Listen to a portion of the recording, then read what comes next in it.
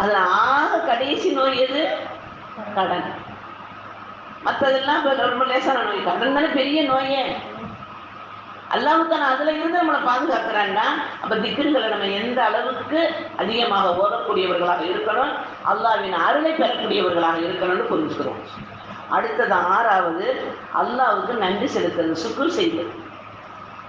அல்லாஹ்வுக்கு அதிகமான சுக்ர் செய்யக்கூடியவர்களாக இருக்கணும். அல்லாஹ்வுத்தாலா நீங்கள் நன்றி செலுத்துவதில் குறைவாக இருக்கிறீர்கள் தான் நம்மளை சொல்லியிருக்காங்க.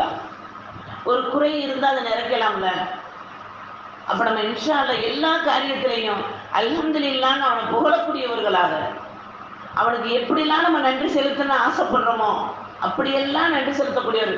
2 ரக்காயத்து சுக்ர் தொழுது நான் அல்லாஹ்வுக்கு நன்றி செலுத்துறேன்னா, அல்ஹம்துலில்லாஹ் சொல்கிறேன்னா, எந்த ஒரு விஷயம் நமக்கு கையில் கிடைச்சாலும், நம்ம எந்த ஒரு பார்வை பார்த்தாலும் அதில் இருந்து கிடைக்கக்கூடிய படிப்பினைகள் என்ன, நல்ல படிப்பினைகள் கிடைக்கும் போது அல்ஹம்துலில்லாஹ்னு சொல்லக்கூடியவர்களாக நம்ம ஆரம்பமே காலையில் முழிச்சு ஆரம்பிக்கிற முதல் துவாவே என்னது? அல்ஹம்துலில்லாஹி அல்லதி அஹ்யானா பஅதமா வமாத்தனா இலைஹின் நுஷூர். ஆரம்ப துவாவே நம்மளுக்கு அல்ஹம்துலில்லாஹ் தான் ஆரம்பிக்குது. அப்போ எல்லா விஷயத்திலையும் அல்ஹம்துலில்லாஹ், சாப்பிட்ட பிறகு அல்ஹம்துலில்லாஹ், துணி உடுத்த போது அல்ஹம்துலில்லாஹ், எல்லா நிலையிலையும் அல்ஹம்துங்கிறத நன்றியை அல்லாஹ்வுக்கு செலுத்தி கொண்டே இருக்கக்கூடியவர்களாக இருக்கணுங்கிறத இன்ஷா அல்லாஹ் இந்த வரலாற்றின் மூலமாக தெரிஞ்சுக்கிறோம். தாவூத் அலைஹிஸ்ஸலாம் அல்லாஹ்ட்ட கேட்குறாங்க, யா அல்லாஹ் என்ன மாதிரி நன்றி செலுத்துறவங்க யாராவது இருக்காங்களா? யா அல்லாஹ் அல்லாஹ்ட்ட கேட்குறாங்க. இப்போ அல்லாஹ் என்ன சொன்னா, ஒரு குளத்தங்கரையை சொல்லி அங்கே போய் பாருங்கன்ட்டான். அல்லாஹ் சொல்கிறேன், அல்லாஹ் நன்றி நானாக செலுத்துறேன்னா இல்லை, இவங்க தான் செலுத்துறாங்கன்னு சொல்லலாம். ஆனால் படிப்புனை இல்லாமல் ஒரு மனிதர்களுடைய உள்ளத்தில் எதுவும் பதியாதில்ல. இப்போ இங்கே போன பிறகு சொல்கிறாங்க, பார்க்குறாங்க, என்ன குளத்தங்கரைக்கு எல்லாம் வர சொன்னானே, இங்கே என்ன நம்மளுக்கு என்ன கிடைக்க போகுதுன்னு தெரியலையே அப்படின்னு பார்க்கையில் அந்த குளத்துக்குள்ளே இருந்து ஒரு தவளை வெளியே வந்து அஸ்ஸலாமு அலைக்கும் தாவூத் அலைஹிஸ்ஸலாம்ங்குது. தாவூத் அலைஹிஸ்ஸலாத்துக்கு ஒரு ஷாக் ஆயிடுச்சு. நம்ம தாவூத் நபின்னு இந்த தவளைக்கு என்ன தெரியும்?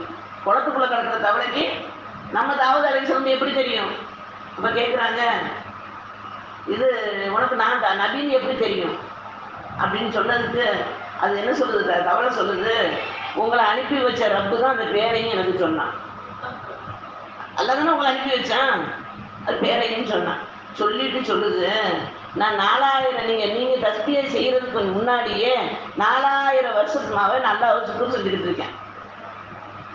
தண்ணிக்குள்ளே கிடக்கிற தவளை அல்லாஹ்வை 4000 வருஷமாக சுக்குர் செய்யுது. நம்ம தரையில் வாழக்கூடிய என்னென்ன அனுபவிக்கிறோம். அப்போ நம்ம இன்ஷா அல்லாஹ் ஒரு மணி நேரம் நம்ம சிந்திச்சு பார்ப்போம், நம்மளுடைய சுக்ரி எந்த அளவுக்கு இருக்கு. நம்ம என்ன சொல்ல, அல்ஹம்துலில்லாஹ் உஷாரே இல்லாமல் சொல்லுவோம்.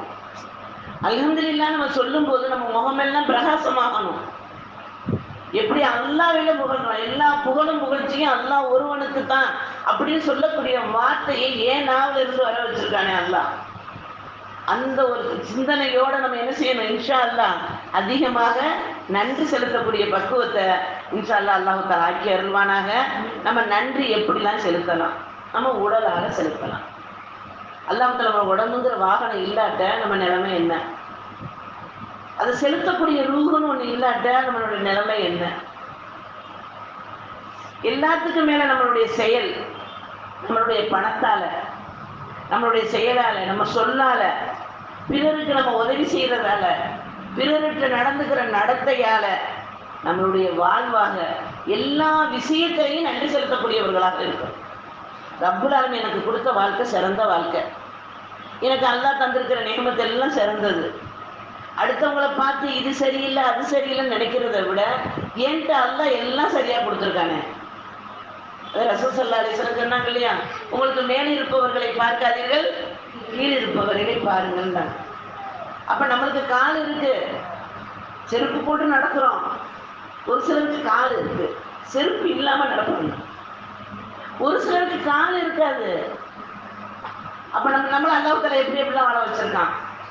அப்போ அவனுக்கு நன்றி செலுத்தி கொண்டே இருக்கக்கூடியவர்களா